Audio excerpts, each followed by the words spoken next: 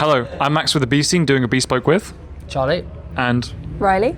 I'm going to ask them a few questions. So let's get right off the bat.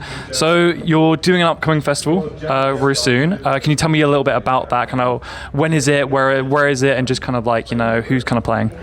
Okay, so it's Melancholy Fest, which is my management company. It's at Green Door Store on the 6th of September, which is a Sunday. Basically, we're just putting on an all-dayer. The idea is I want to showcase all the bands that I look after. But at the same time, I want to showcase bands that I just love in the scene. I mean, there's no real agenda. It's just the fact that I just love music, and I used to promote shows, and now I'm at a point where I want to get back into it, and I think this is the best way to kind of get back into it, by showing the bands that I've got, but also just being like, here's some really cool bands that I think are great in the scene. And I think the scene's amazing. I feel like right now there's a really good resurgence of music, and especially like the 90s feeling, which is, Melancholy's been very based on 90s fashion culture, right? So that sort of grunge scene's coming back in, so I was like, come on, I'm going to do a little festy. I call it a festy, it's an all-dayer. But yeah, and then I got Riley involved to be my coordinator and help kind of put it all together. She's very knowledgeable in that world. But yeah, that's kind of the basis of it, really. 2 stages. We're going to do an acoustic stage in the bar, and then we're going to have all of my bands doing the live bar. The live stage. That's kind of it, really. I got some press coming. I want to do a barbecue outside. I'm thinking like hot dogs or something, like vegan ones probably. But I used to do shit. So I used to do this at Green Door Store a long time ago, and we had Beelzebub from The Hope doing the kebabs outside Green Door. He can't do it this year, so I might just try and do it myself. I just need someone to, like, by the way, this is a advertisement. If you want to make hot dogs outside a Green Door Store, then hit up Riley. Awesome. So speaking of Riley, can you talk to me a little bit about your Melancholy team, like the people on your team, the people that help you set these up? Like, what kind of roles do they have a part in doing this, and how important do you feel it is to have a team when doing projects like this? Team for me is everything. Even with the bands I look after, I just believe that everyone should be helping each other. For me, Melancholy's family. It always will be. If the bands don't get on, there's no point. Like, everyone has to get on. Everyone has to look out for each other. The best thing for me is that when we Great Escape, when we're all hanging out together, everyone's buying each other drinks, having the best night ever. For me, that's really important. Having someone like Riley to help me, who's actually, a bit younger than me. I'm only like 21, but having someone a bit younger than me that's like knows the scene and kind of how things move better now. And also, I can't just do absolutely everything anyway. And having someone like Emmy to help me with the media, someone to take regular photos, just be a part of it. It's so important to me. It's the most important thing, and to have people that have the same mindset, which is very DIY, helping each other out, and yeah, it's amazing. I mean, we've got someone helping out doing merch, we've got someone helping out doing doors, I've got someone helping out doing the press stuff. Just, I want everyone to be involved. I don't want to like push anyone to do something they don't want to do, but ideally I just want, if you want to be involved, like, hit me up. We can. I just want to help as much as I can. I want to help people. Be like, yo, you want to do that? Okay. Oh, you want to pour drinks? Cool, man. Like, you want to fucking do sausages? Cool. Do you know what I mean? Like, I like. This is why I do this, because I just really want to help everyone out and be a part of something that I think is really special. And I think the Brighton music scene is really special, and the people within it, like Riley and Emmy and that, and you guys, like, it's amazing. It sounds like very community focused. That seems very much your mindset. It's all very community and helping each other and elevating other people up. It seems like a very amazing thing to be a part of, especially because I think this is how people grow. They build on each other and they develop with each other. So it seems like a really awesome principle to have. Yeah, man, that's what I learned. It's like that's where I come from. I come from DIY punk, hardcore. We didn't know how to do it any other way. We didn't have any money, so it was kind of felt like you were doing people favors, but you weren't. You were just helping each other out to succeed and to be successful, and to kind of learn the job on the way. I mean, we brought our first front of house on the road. He never knew front of house. he went on YouTube, learned how to do front of house, and we threw him in the van. But like, you know, like that's how we learn. I mean, I'm 35. I mean, I was 18, 19 around that time. And I didn't know what to do. I just saw the punk bands doing it, or I read a book about Black Flag and how they all got in a van and just drove to churches and said, "Can we play in your church?" That's how I learned, and I feel like this. I try and bring a little bit of that into everything I do. Obviously, you can't always with pop music and that because there's a major label involved, all right. But we can always bring that sort of vibe in there and certain elements. So yeah, that's what's really important to me, definitely. Awesome. So you've obviously just spoke a little bit about it in the past when you were younger, but how did you actually get into the managerial scene and like actually start managing bands and develop yourself as a manager? Not only just starting, but then how did you kind of figure out where to go with it when you were kind of understood the ropes and developed yourself? Like, how did that process happen for you? I mean, I had a few people ask me this, just people that wanted to get into it, and I was just like, it kind of did fall into my lap a little bit. I was in a band for 10 years. I've toured absolutely everywhere, Japan, Australia, toured with Blink-182, toured with like some of the biggest bands in the world, and like for me, when the band ended up breaking up, I was a bit lost. I didn't really understand the other side of the industry. I only knew how to be in a band. And someone actually came up to me when I was a bit upset at a pub and said, "No, you've been on a stage, you've been in a van, you've paid for a hotel, you've checked into a hotel. You can do management, or you can do tour management." So originally I got into stage managing festivals, like helping bands get on stage on time. And then Kieran Pepper, everyone knows Kieran Pepper, said, "Look, I got a band called Belmondo, you should check them out." And that was kind of it. And I kind of started helping them out. And I was like, "Oh, I'm all right at this. I'm pretty good at this. I can do it. I'm not amazing, but I was like, I'm learning." And for me, it was still a challenge. And I don't know, I just started really loving it. And then I picked up Carsick, and then the rest was history. And I saw them do main stage truck, and I was like, this is so cool. And then I got a really good buzz out of it. And I'm always chasing a buzz. I was in a punk band for 10 years. I'm always going to be chasing some sort of buzz.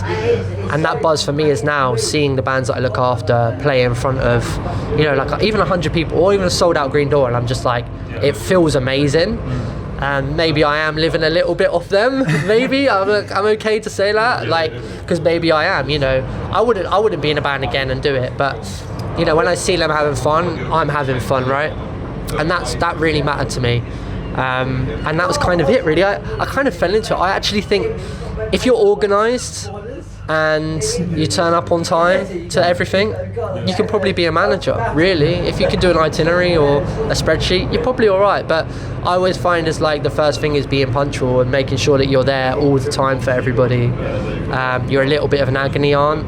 You're a little bit of, it's not just about the band. It can be sometimes about mental illness or other things that you need to deal with. So you've got to be pretty good at just reading people's body language as well and stuff. But I never actually thought it would happen. But when I started doing it, I went, okay, this is for me.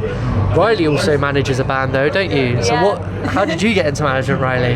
It was kind of it just kind of happened. It was basically my Sorry, I'm asking. No, it's okay. I'm asking. I got the little one. Yeah, it's so cool. But yeah, basically it was kind of just like my mates. I was doing the business course at BIM, and I was kind of like, it was teaching me some stuff, and I was like, but I didn't even really think like management. I thought that was like a way advanced thing. I was like, there's no way I could ever do that. And then my mates were struggling to get gigs and stuff because it's like there was a lot of gigs happening. Like it's quite hard to like break into the gig circuit, especially when you're starting out. And I literally was just like, oh well, I kind of know how to run a gig, like basically, and we kind of just did it. We were just like, let's get some bands together, let's show up at the venue and see what needs to be done, basically.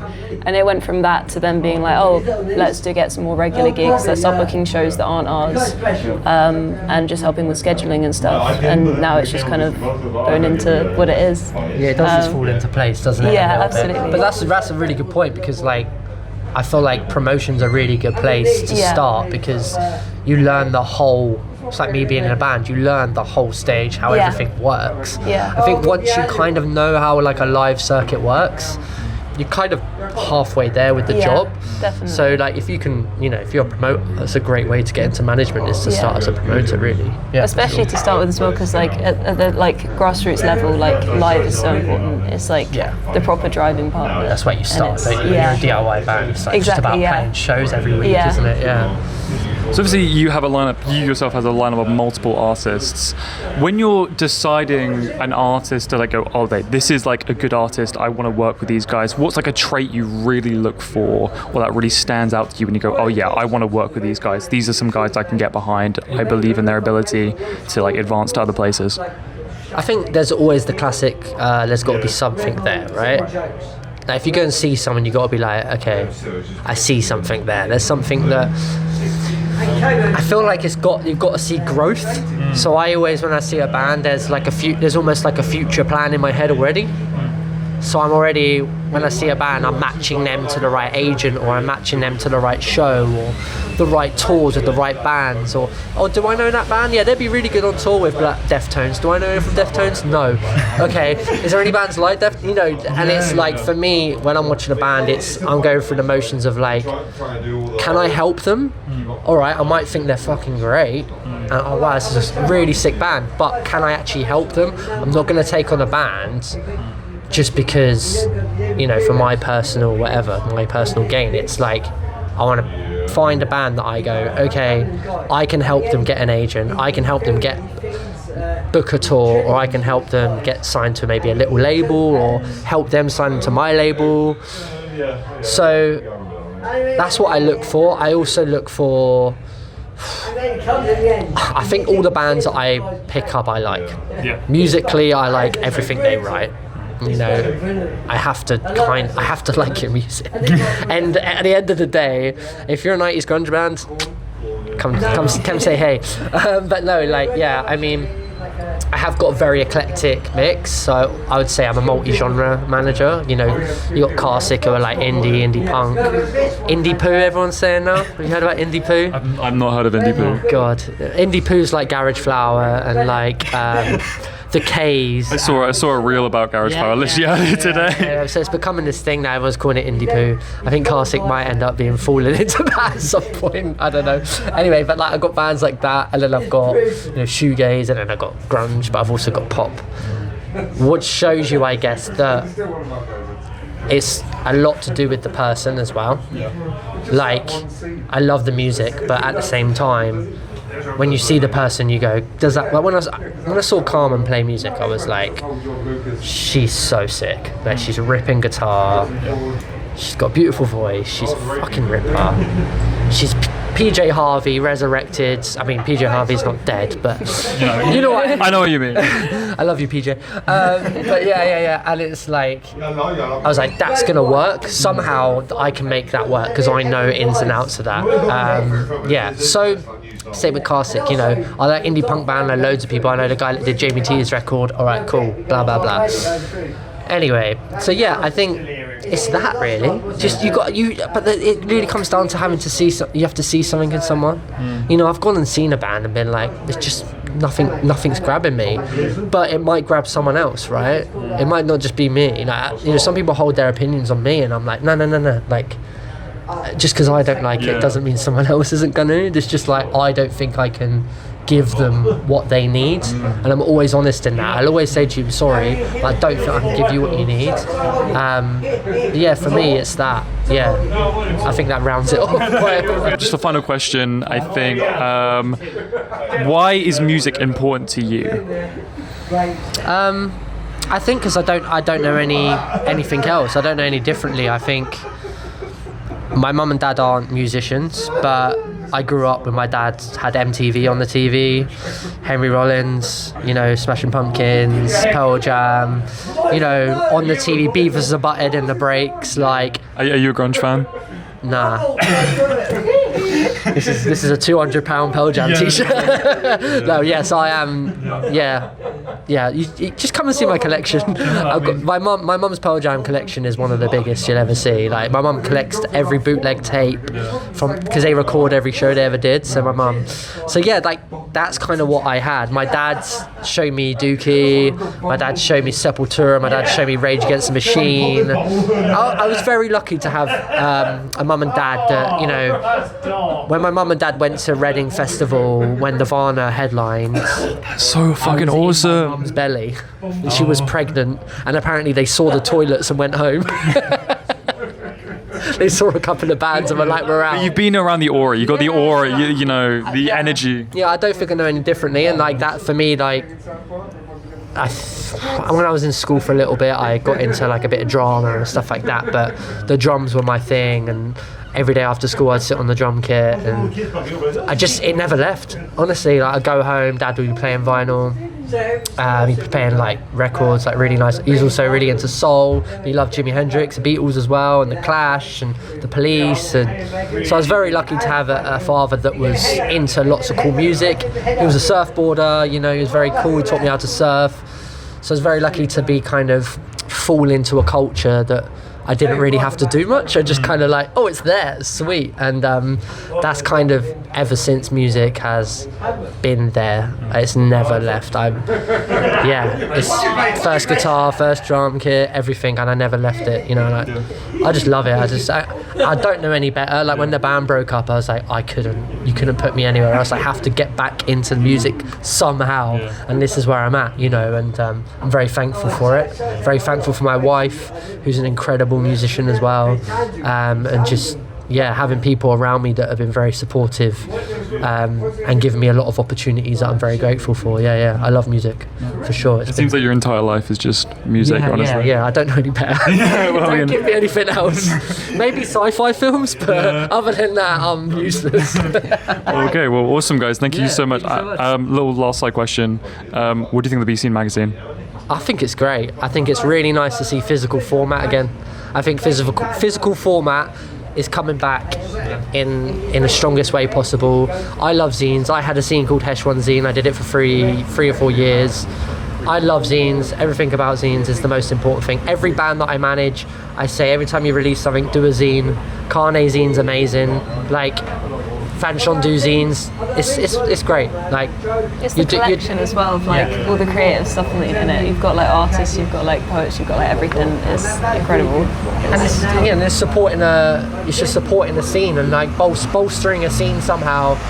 And in physical format, it's something to look at, and you know, you're looking after people, and that's just really important to keep it alive, because hopefully everything dies online, and then we can be like, we're the rulers. Physical's back, baby. Bring it back.